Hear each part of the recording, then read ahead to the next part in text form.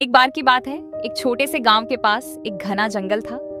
उस जंगल में एक दयालु भालू रहता था जो अकेले रहना पसंद करता था। वह शहद इकट्ठा करता, बागवानी करता और अपने छोटे से घर को साफ सुथरा रखता था।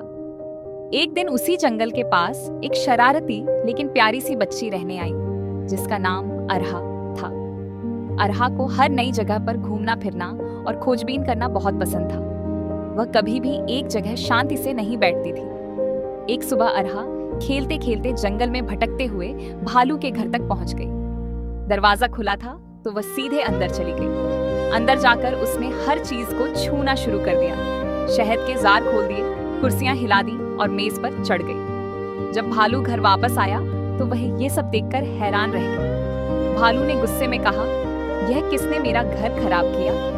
अरहा डर गई लेकिन तुरंत बोली, मैं बस खेल रही थी।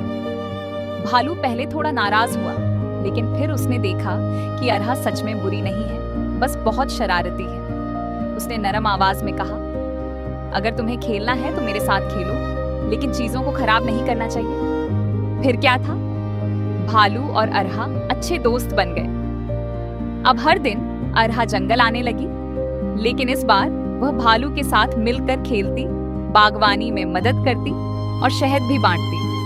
और इस तरह एक शरारती लड़की, अरहा और एक अकेले भालू की दोस्ती एक सुंदर कहानी बन गई।